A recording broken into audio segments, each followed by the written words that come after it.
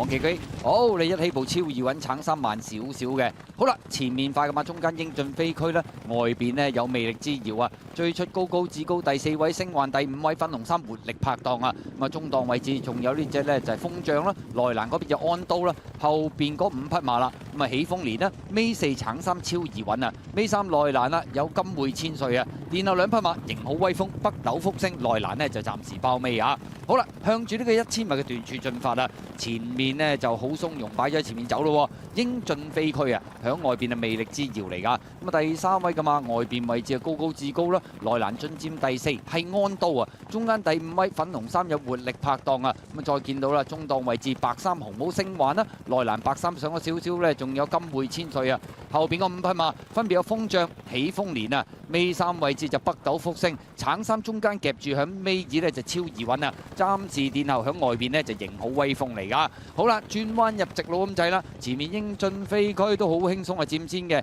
第2位嘅馬啦，中間有魅力之遙埋邊呢，紅帽就安刀啦。再見到中檔位置有高高至高，粉紅衫第5位到啦，響中檔有活力拍檔啊，出邊追嘅馬有星環啦、起風連啦，大外檔係型好威風嚟㗎。好啦，最後300零米啦，英俊飛區埋邊仲有少少嘅優勢，中間魅力之遙上嚟過佢啦，但係中檔粉紅衫活力拍檔衝勢亦都相當凌厲，後多層啊嘛，埋邊金匯千歲安刀啦，出邊仲有隻星環，最後100零米啦，佔先嘅嘛係中間位置活力拍檔啊，埋邊英俊飛區第3名呢，係咪魅力之遙先呢？因為追上嚟嘅嘛有白衫金匯千歲，6衫仲有隻北斗福星啊。結果今場賽事咁啊呢隻活力拍檔咁啊成功挑戰16米贏馬，英俊飛區都有頭有尾㗎啦，響埋邊嘅第3名嘅馬呢，12號魅力之遙咁啊機會高啲嘅，第4名就要影啦。咁啊分別有白衫金匯千歲，機會高過出邊嘅北斗福星，叫做有得影相啦。